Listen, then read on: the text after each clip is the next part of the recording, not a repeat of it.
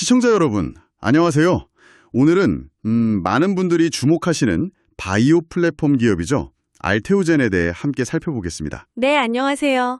저희가 제공받은 분석 리포트들을 바탕으로 해서요. 알테오젠의 핵심 기술부터 주요 계약, 또 성장 가능성, 주의할 점까지 좀 깊이 있게 이야기 나눠보려고 합니다. 네, 좋습니다. 자, 알테오젠 하면 딱 떠오르는 게 그 정맥 주사, IV 제형을 피하 주사, SC 제형으로 바꾸는 기술이잖아요. 네네. 이게 왜 그렇게 중요하게 평가받는 건가요? 네, 그게 바로 ALTO-B4라는 알테오젠만의 독자적인 인간 히알루로니다제 기술 덕분입니다.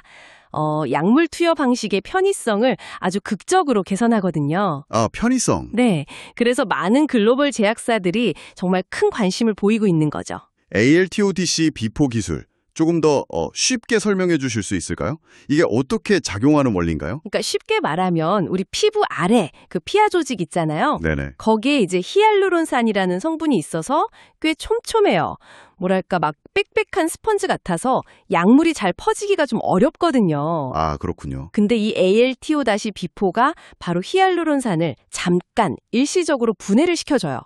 그래서 약물이 이렇게 퍼져나갈 공간을 만들어주는 그런 효소 기술입니다. 어허. 덕분에 이제 병원에 가서 몇 시간씩 주사 맞아야 했던 바이오 의약품들을 그냥 집에서 간편하게 피하 주사로 맞을 수 있게 되는 거예요. 와, 그럼 환자 입장에서는 정말 편리해지겠네요. 시간도 절약되고. 그렇죠. 삶의 질 자체가 달라질 수 있죠. 그래서 글로벌 제약사들이 이 기술을 원하는 거군요. 사업 구조는 그럼 어떻게 되는 건가요? 기술을 파는 건가요? 네, 맞습니다. 이 ALTO-B4 기술을 필요로 하는 글로벌 제약사들, 예를 들면 MSD, 아스트라제네카, 다이지상표 같은 곳에요. 아, 이름만 들어도 아는 회사들이네요. 네, 이런 곳에 기술을 이전하는 방식입니다. 계약할 때 계약금을 먼저 받고요. 그 다음에 개발 단계가 성공할 때마다 단계별 기술로, 그러니까 마일스톤을 받습니다. 아, 단계별로? 네, 그리고 최종적으로 약이 개발돼서 판매가 시작되면 그 판매액의 일정 비율을 로열티로 받는 구조죠. 계약금, 마일스톤, 로열티. 이 세 가지군요. 네, 현재 이 SC 제형 변경 기술 시장은 미국의 할로자임이라는 회사와 알테오젠이 거의 양분하고 있다고 보시면 됩니다. 근데요, 그 할로자임이라는 회사가 이미 시장에 있는데 MSD 같은 정말 큰 회사가 왜 알테오젠이랑 그것도 키트로다라는 엄청난 블록버스터 약물에 대해서 독점 계약까지 맺었을까요? 알테오젠 기술이나 조건에 특별한 게 있었나요? 아, 그거 아주 중요한 포인트입니다. 원래는 비독점 계약이었거든요. 네. 근데 2023년 2월에요. 키트로다라는 이 특정 약물에 대해서는 알테오젠 기술만 쓰겠다. 이렇게 독점 계약으로 변경한 건 정말 이례적인 일입니다. 오. 이 과정에서 총 마일스톤 규모도 더 늘어났고요. 결정적으로는 나중에 약이 팔렸을 때 그 판매액에 따라서 로열티를 받기로 하는 조건이 명확하게 들어갔어요. 아, 로열티 조건이 추가된 게 핵심이군요. 그렇죠. 키트로다 SC 제형은 이미 임상 3상에서 긍정적인 결과가 나왔고 빠르면 2025년 말쯤 상업화가 예상되거든요. 네. 이 로열티만으로도 연간 수천억 원대, 많게는 5천억 원 이상 이야기도 나오니까요.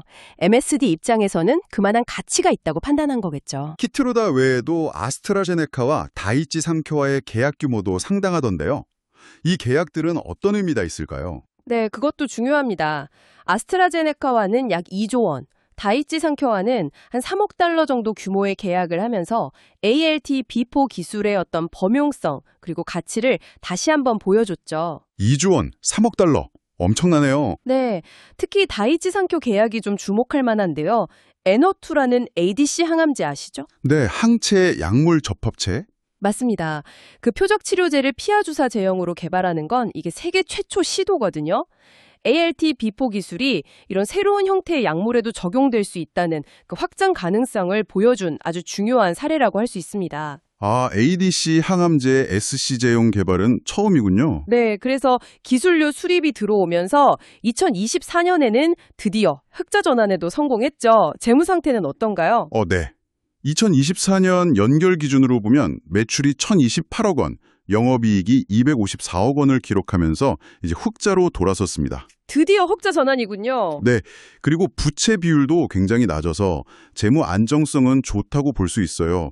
다만 현재 주가 수준은 좀 미래에 발생할 그 키트루다 로열티에 대한 기대감이 상당히 미리 반영된 상태다.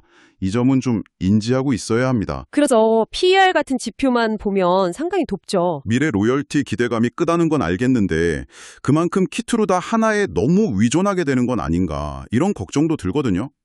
만약에 상업화가 좀 늦어지거나 시장 반응이 예상보다 좀 별로면 위험 부담도 꽤 클 것 같은데요. 아, 정확하게 보셨습니다. 그게 바로 알테오젠이 안고 있는 주요 위험 요인 중 하나예요. 특정 파트너, 특히 MSD에 대한 의존도가 높다는 점. 네, 그리고 모든 신약 개발 과정이 그렇지만 임상이나 허가가 지연될 수도 있고 최악의 경우 실패할 가능성도 항상 있는 거고요. 그렇죠. 또 경쟁사인 할로자임과의 경쟁이 더 치열해질 수도 있고 특허 관련 분쟁 가능성도 늘 존재하죠. 물론 최근에 이렇게 큰 계약들을 연달아 맺었다는 건 파트너사들이 이런 리스크를 감수할 만큼 기술력을 높이 평가한다는 의미도 됩니다. ALT B4 외에 다른 성장 동력은 없나요?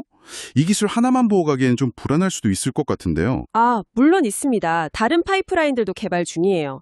예를 들어 황반변성 치료제 아일리아의 바이오시밀러 ALT-L9이라고 하는데요. 이게 지금 유럽 허가 신청을 앞두고 있고요. 아, 바이오 시밀러도 하는군요. 네, 그리고 유방암 치료제 허셉틴의 바이오시밀러 ALT-L2는 중국에서 이미 품목 허가를 받았습니다. 중국 시장에서요? 네, 그 외에도 자체 개발한 히알루론니다제 완제품인 테르가제라든지 또 지속형 성장 호르몬 ALT-P1 같은 파이프라인들도 장기적으로 봤을 때 성장 동력을 좀 다양화하는 측면에서 중요하다고 할 수 있습니다. 자, 그럼 정리를 좀 해보면 알테오젠은 ALT B4라는 아주 혁신적인 플랫폼 기술 그리고 글로벌 빅파마들과의 대규모 계약을 통해서 굉장히 높은 성장성을 보여주는 기업이다. 이렇게 볼 수 있겠네요. 네, 맞습니다. 핵심은 역시 키트루다 SC 제형의 로열티가 정말 현실화되느냐 이 여부겠죠. 네. 이게 성공적으로 시장에 안착한다면 기업 가치 자체가 크게 달라질 수 있습니다. 물론 동시에 자체 개발 파이프라인의 성공이라든지 또 다른 기술 이전 계약이 나올 가능성도 중요한 기회 요인이 될 거고요. 그렇죠. 물론 아까 말씀드린 그런 내재된 위험 요인들도 항상 같이 고려해야 하고요. 네. 오늘 알테오젠에 대해서 정말 깊이 있는 분석 잘 들었습니다. 마지막으로 시청자 여러분께 좀 생각해 볼 만한 질문을 던져주신다면 어떤 게 있을까요? 키트루다라는 아주 확실한 기대주가 있긴 하지만 그 외에 알테오젠을 앞으로 이끌어갈 다음 핵심 동력은 과연 무엇이 될 수 있을까? 이걸 한번 생각해 보시면 흥미로울 것 같습니다. 다음 핵심 동력이라? 네, 예를 들어 다이치 산쿄와 함께 세계 최초로 도전하는 그 ADC 항암제의 피하 주사 제형 개발이 성공하는 것일까요?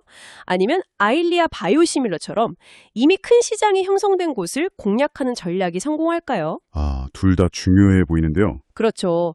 이 질문에 대한 답이 아마 알테오젠의 장기적인 미래 방향뿐만 아니라 이 약물 전달 방식 자체가 어떻게 혁신되어 갈지 그 방향에도 중요한 시사점을 줄 수 있을 거라고 생각합니다. 네, 오늘 말씀 감사합니다. 시청자 여러분도 함께 고민해 보시면 좋겠습니다.